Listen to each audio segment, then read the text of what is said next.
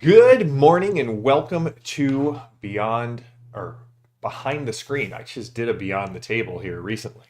That'll be releasing next week on the YouTube channel. But this is Behind the Screen, a show where we hang out, we talk about games, board games, role playing games, card games, things of beauty, things of worth, things that excite us. And I'm very excited to be talking with you all today to make our character the supervillain that we came up with last time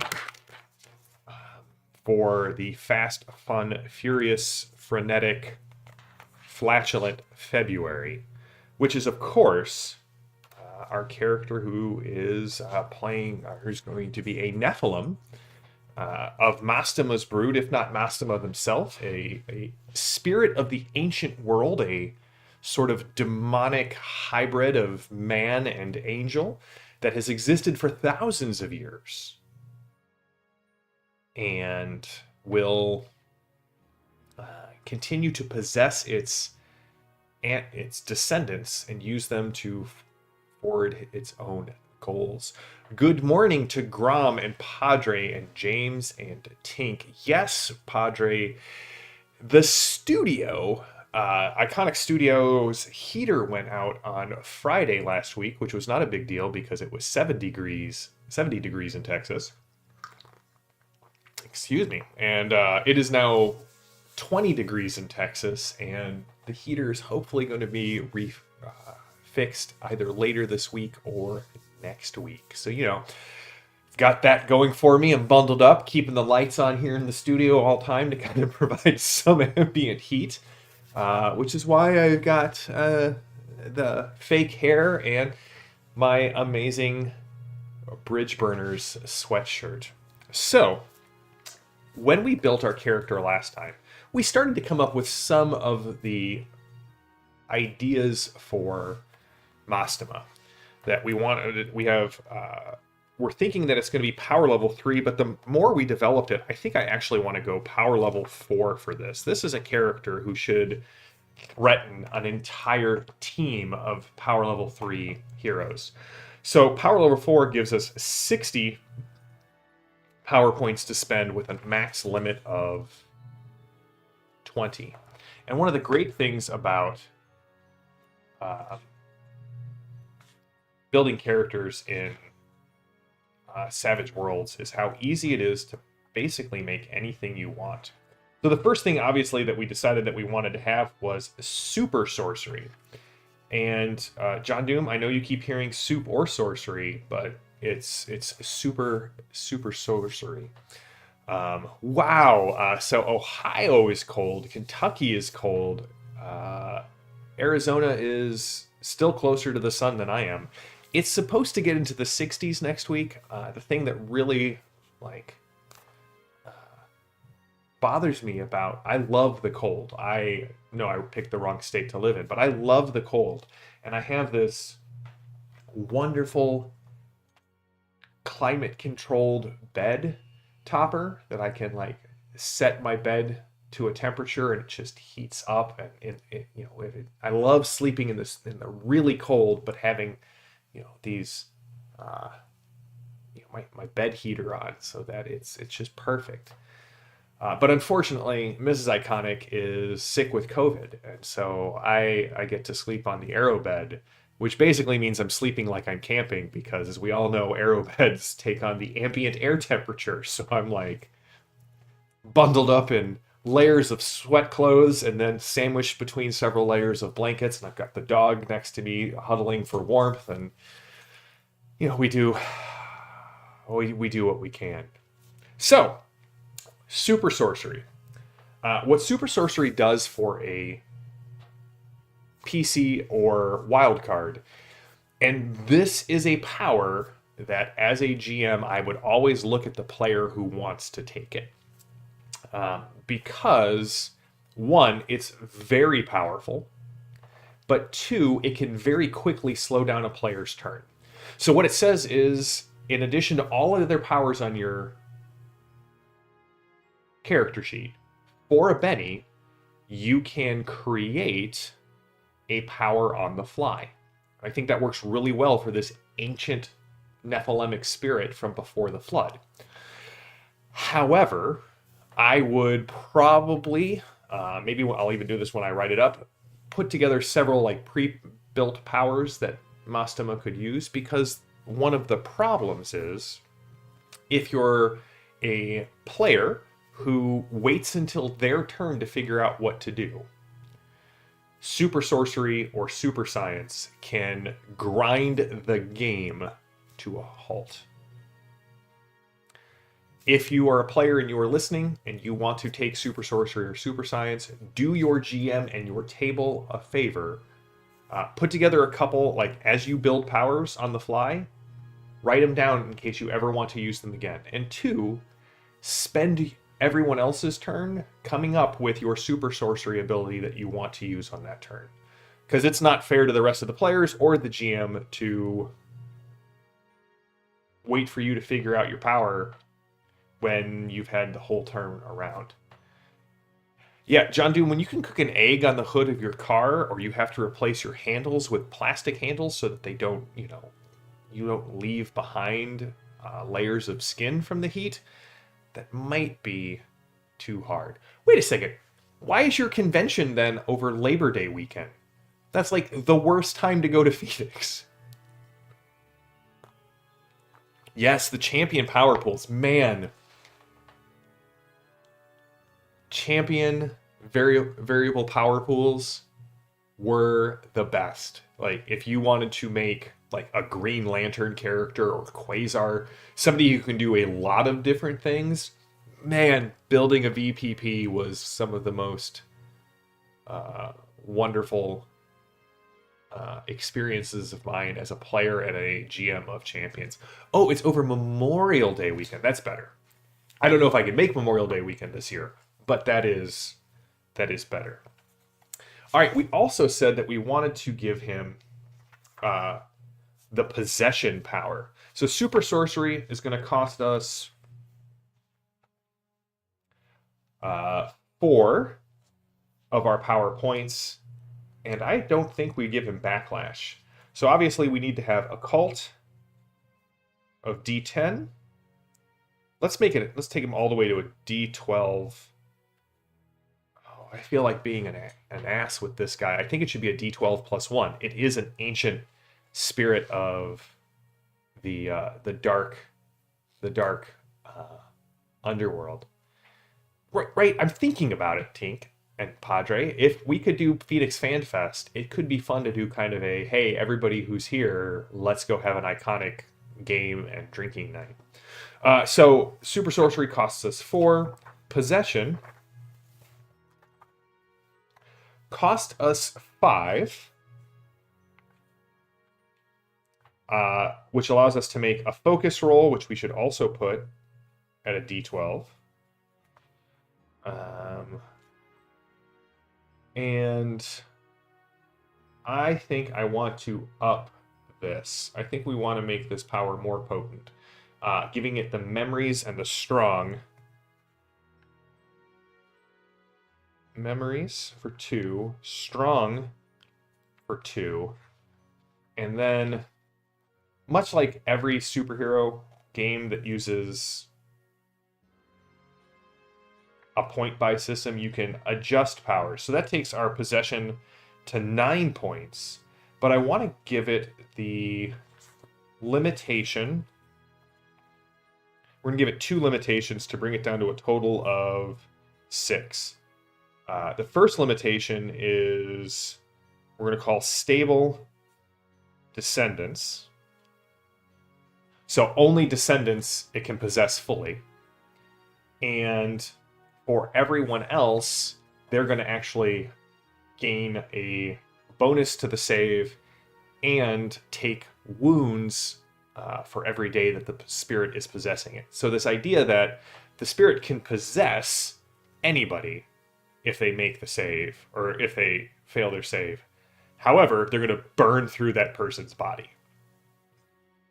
And that person's going to be able to resist it a little bit more often.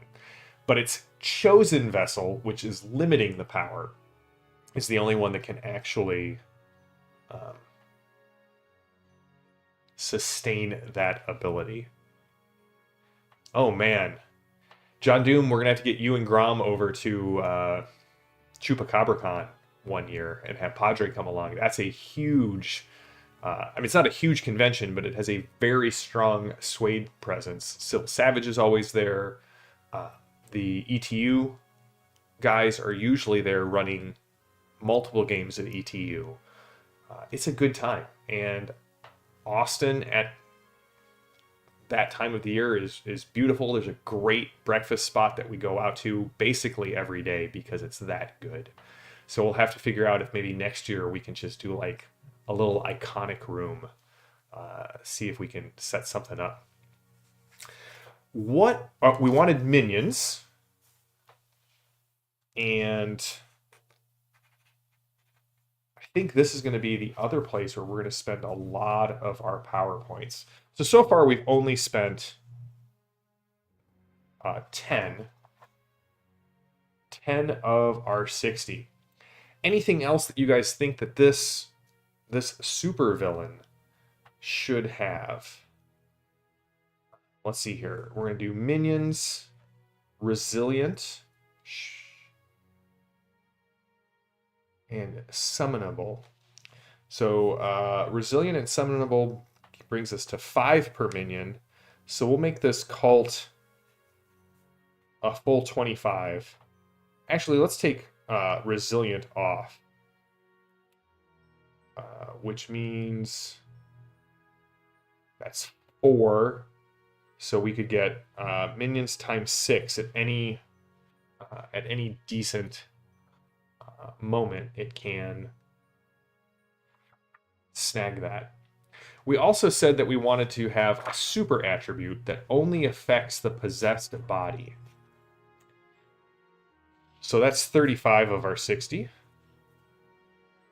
Obviously, we'll give them super strength and vigor, as well as bonus toughness.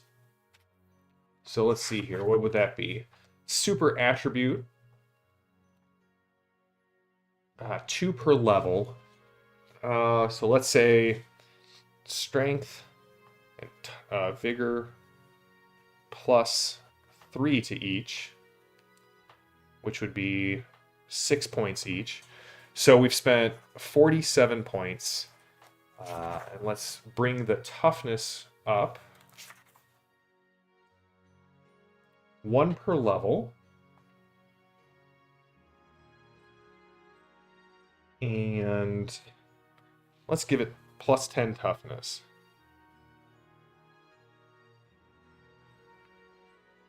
Or 57. Can we give them bonus fighting? I mean, of course we can. And then we up fighting by 3 as well. So what we have here, and that's our 60 points. So we'll have the spirit, which will have possessing, won't have any physical attributes. So, well, now we have a problem. Because I also wanted to give this guy, it's the problem with building the supers characters, is that you're always like, oh, but I want one last thing. So we definitely said that we wanted intangibility and immortality.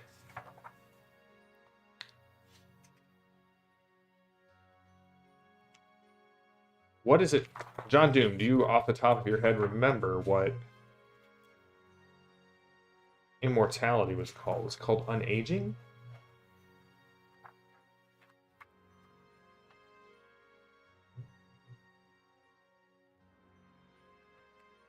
So I move through here. We've spent everything. John Doom really wanted it to have a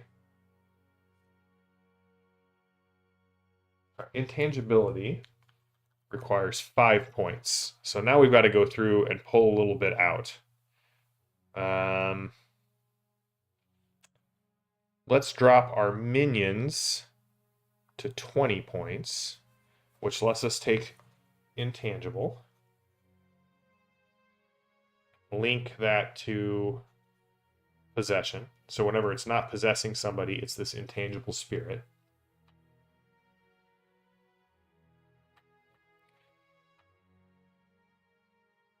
Oh, we could just do incorporeal as an action. That's even better. We don't need to actually make that a ability. Right, because we can just make these as standard abilities that don't require superpowers. All right, so we have our possessing entity. We'll give it high research or decent research, low common knowledge because it's constantly dealing with the fact that it's unused to this world. We said we'd give vengeful and a couple of other decent hindrances. Any edges or anything else that you guys think this possessing spirit needs before we roll it up and write it up? I feel like we have a great supervillain here, and if I was running a superhero game, Mastema would definitely be the reoccurring villain, and I think we built it in an interesting way. The players obviously have, and we'll put under vulnerabilities, like that the host is vulnerable. The host is vulnerable to tests, which could offer it redemption or cause it to second guess what Mastema wants, which would create, make it easier for players to make them vulnerable. Or we could do the fatigue poison. We wanted to do a damage field, right? John Doom is what we were thinking, but we would have it do fatigue as opposed to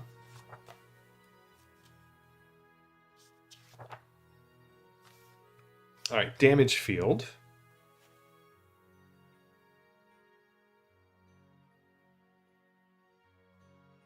All right. Area of effect. We'll say that the character must make, instead of an invasion roll, let's have it make, I think it would be a vigor roll to keep it from affecting them. And let's have it do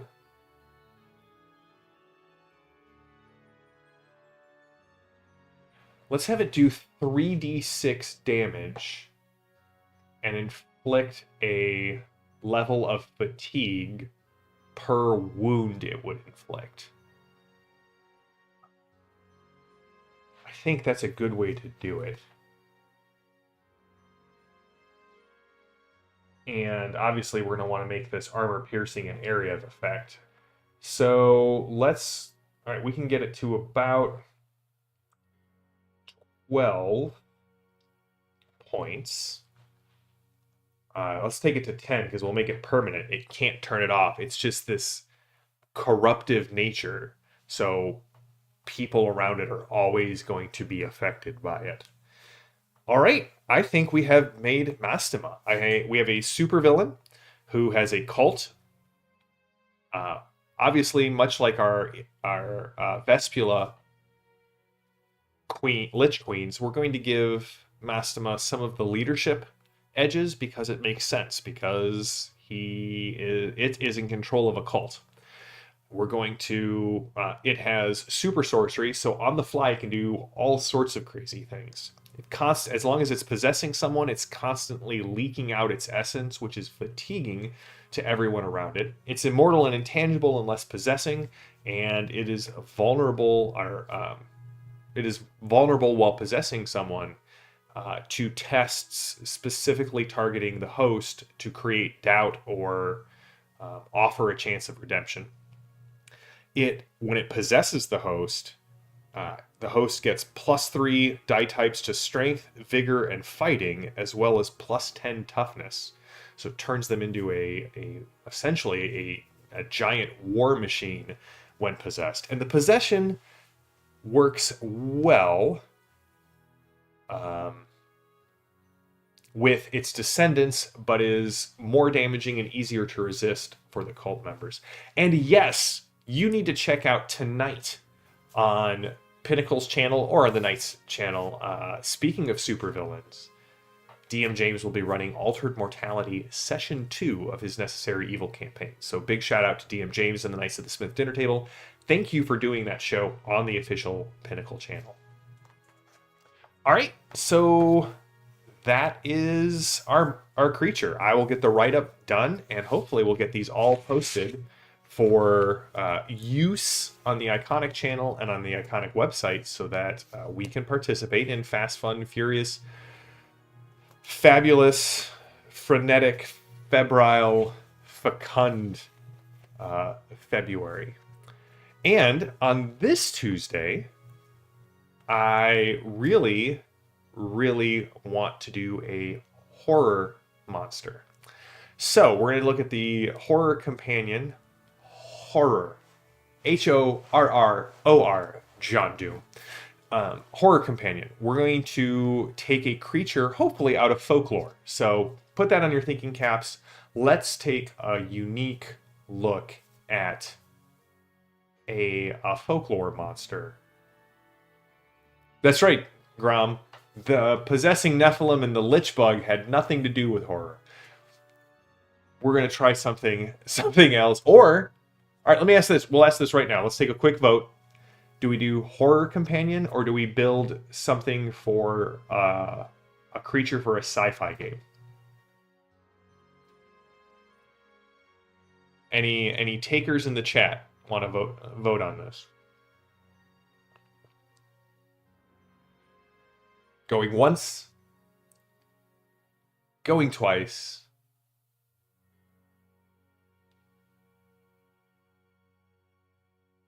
Tink says sci-fi. We would end up with so a sci-fi horror. All right, we'll do something. We'll do something horrific in space. We'll split the difference. All right, well, that's it for today. I do have great news. I interviewed Steven Chenault over at Trollord Games, talked to him about the Open Gaming License and the upcoming Castles of Crusade starter box, as well as the big Kickstarter that's coming up, Castle Zygag. I'm going to edit that, do a couple of overlay tweaks to that, and that will be pushed live on our YouTube channel, hopefully early next week, but definitely before the end of February. And Evan and I are going to shoot to have our next Exploring Glorantha on February 29th. Some of you may refer to it as March 1st. But it looks like it'll be a little bit toward the end of February, beginning of March before we're able to get that next outline up. So, until next week, stay safe, stay healthy, stay gaming. I am JM. This has been Behind the Screen, and I will see you all later. Until then, have a good one, everybody.